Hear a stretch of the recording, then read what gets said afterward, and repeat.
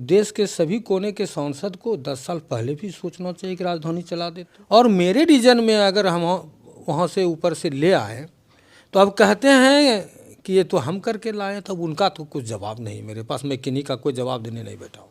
तो 15 साल बीच में जिन्होंने जो चीज़ें गुजारे उसी समय सबको ले आना चाहिए। एक बात बड़ी चर्चा में है कि 1989 से पहले जो भागवत झा आज़ाद यहाँ पर हुआ करते थे सांसद, तो उससे पहले भागलपुर संसदीय क्षेत्र में विकास हुआ और उसके बाद कोई भी सांसद आया तो विकास ही नहीं किया।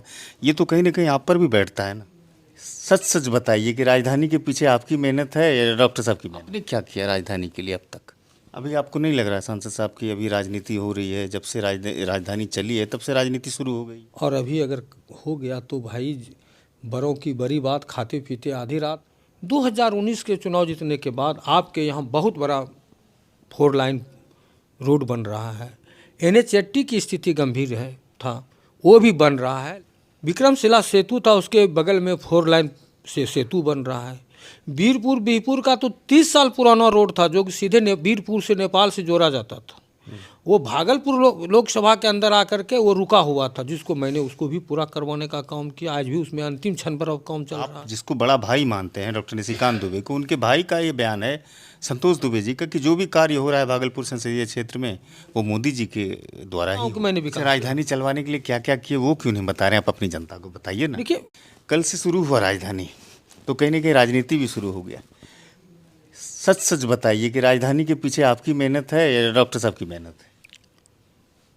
कि राजधानी के पीछे भागलपुर की जनता का मेहनत है। भागलपुर की जनता के सामने राजधानी का सवाल विगत पिछले 15 वर्षों से चलता आ रहा है कि भागलपुर रास्ते से कोई एक राजधानी चले, क्योंकि लोगों यहाँ की जनता को दिल्ली पहुँचने में, दिल्ली जाने में उनको अच्छा महसूस हो और चले, और अच्छा यात्रा के लिए राजधानी की ज़रूरत था। आपने क्या किया राजधानी के लिए अब तक? क्योंकि आप लगभग 5 सालों से आप यहाँ पर सांसदीय कर रहे हैं, तो आपने क्या क्या मेहनत किया? जनता ने जो मेहनत किया, जनता को राजधानी मिला। जनता ने 2019 में अपना चौकीदार, अपना सेवक जिस मत से चुना, जनता के उस मत पर उनका चौकीदार, उनका सेवक खरा उतरा। अभी आपको नहीं लग रहा है सांसद साहब की अभी राजनीति हो रही है? जब से राजधानी चली है तब से राजनीति शुरू हो गई है। देखिए, राजधानी तो 15 साल पहले भी इसका मांग था, और हमारे यहाँ के 15 सालों में पूर्व में कई सांसद हुए, भागलपुर से हुए, देश के सभी कोने से सांसद हुए। मैं ये नहीं कहता हूँ, तो देश के सभी कोने के सांसद को 10 साल पहले भी सोचना चाहिए कि राजधानी चला देते। 10 साल तक वो क्यों नहीं चला सके? और अभी अगर हो गया तो भाई बड़ों की बड़ी बात, खाते पीते आधी रात। एक कहावत है, अब लोग ऐसा कहीं कुछ कर रहे हैं। अब आप समझिए कि हमारे सांसद होने के बाद मेरे भागलपुर लोकसभा में जितना काम आया, वो कोई भी काम ऐसा नहीं है कि 2019 के बाद उनका प्रोजेक्ट बना हो। वो सारा काम 15 साल 18 साल पहले का प्रोजेक्ट है। तो 15 साल बीच में जिन्होंने जो चीज़ें गुजारे उसी समय सबको ले आना चाहिए, जबकि प्रोजेक्ट तो पहले का था। और मेरे रीजन में अगर हम वहाँ से ऊपर से ले आए तो अब कहते हैं कि ये तो हम करके लाए, तब उनका तो कुछ जवाब नहीं मेरे पास, मैं किन्हीं का कोई जवाब देने नहीं बैठा हूँ। एक बात बड़ी चर्चा में है कि 1989 से पहले जो भागवत झा आज़ाद यहाँ पर हुआ करते थे सांसद, तो उससे पहले भागलपुर संसदीय क्षेत्र में विकास हुआ और उसके बाद कोई भी सांसद आया तो विकास ही नहीं किया। ये तो कहीं ना कहीं आप पर भी बैठता है ना।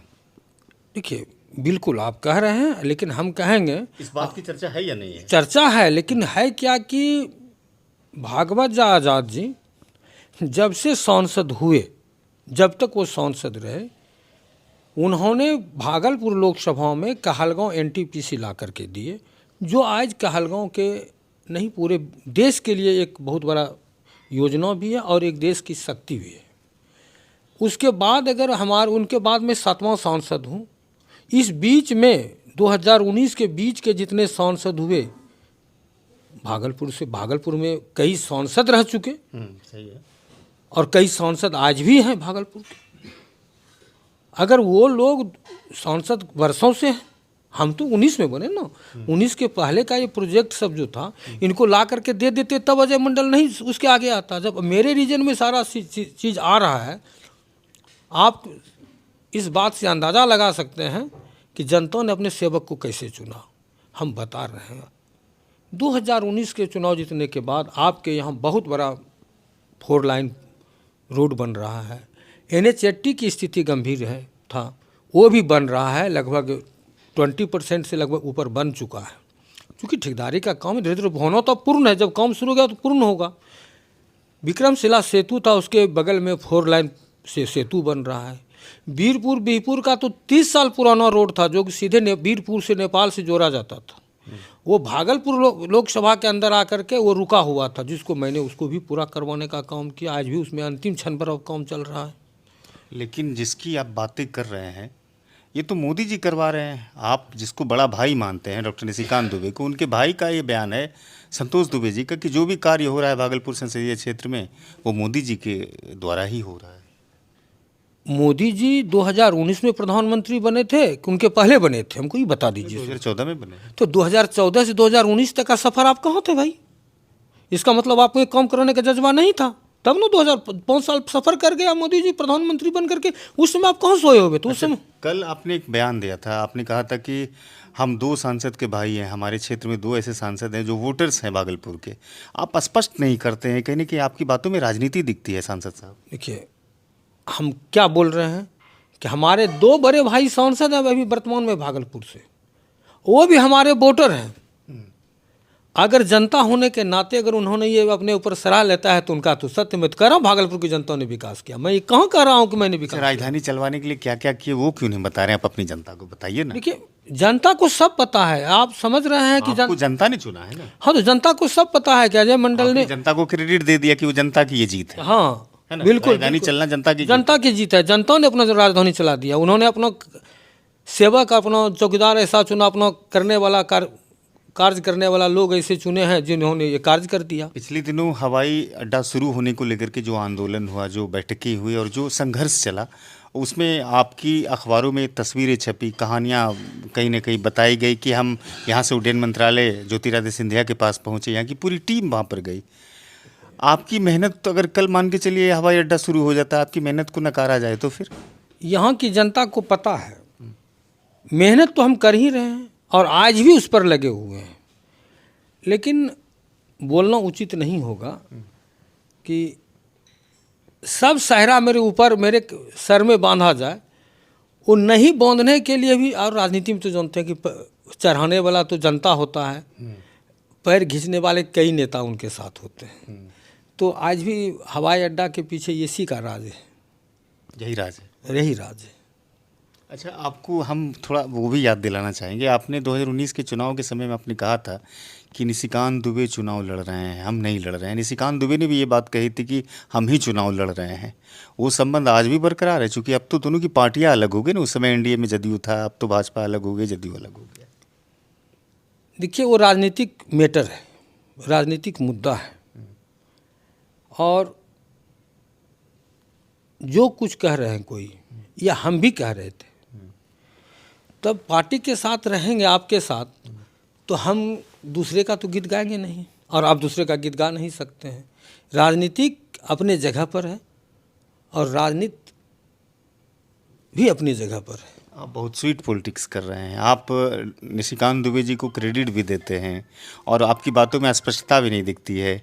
तो कहीं ना कहीं ये तो आपकी तरफ से जो है वो एक स्वीट पॉलिटिक्स क्रिएट किया जा रहा है। नहीं, पॉलिटिक्स जो सही है हम वही बोलते थे कि हम सीधा साधा आदमी हैं, हम साफ सुथरा बोलने वाले व्यक्ति हैं। हम घुमा फिरा करके बोलने हमको नहीं आता है, नहीं आता। हम जो बोलते हैं सीधे बोल देते हैं कि जनता का जीत है, जनता का राजधानी है। अच्छा, तो है बताबो कि 2024 लोकसभा चुनाव है, तो एकरा में कभी चर्चा करबो कि नहीं करबो? राजधानी हम चलवा ले क्षेत्रों में जाकर वो जनता को पता है कि राजधानी किसने चलाया, 4 लाइन किनके रीजन में आया। हम तो कह रहे हैं कि राजधानी तो 15 साल पहले चलना चाहिए यहाँ, क्यों नहीं चला? जनता को पता है कि क्यों नहीं चला। ट्वीट याद छो जे रेल मंत्री छे अश्विनी वैष्णव ओकरो ट्वीट आलो छलै कि डॉक्टर निशिकांत दुबे के प्रयास से ही ये कार्य हो रहा है, राजधानी का सपना साकार हो रहा है। अच्छा, अश्विनी वैष्णव जी मंत्री कब बने? उन्होंने ट्वीट जब गाड़ी मिला इसके बाद किया। गाड़ी बनी जब आपकी बातों में मैं कहता हूँ, अगर अश्विनी वैष्णव जी को ट्वीट करना ही था तो जब वो मंत्री बने उसी दिन ट्वीट कर देते कि मैं फलाना व्यक्ति के कहने पर राजधानी दे रहा हूँ भागलपुर में। जब वो देने वाले हैं, मंत्री हैं, तो फिर क्या दिक्कत है भाई? लेकिन उसके ट्विटर हैंडल पे तो ये बातें थी ना। ट्विटर हैंडल पर आप खुद समझिए, आप एक पत्रकार हैं, आप भी समझिए। आज का ट्वीट देखे हैं, वो लिखा है कि केप्ट प्रोमिस, यानी प्रोमिस केप्ट, वो वादा को निभाया है। अच्छा, ये वादा कराया किसने? अगर ये वादा हम 5 साल के तो आप अंदर, अपने मुंह से कहने बोल रहे हैं।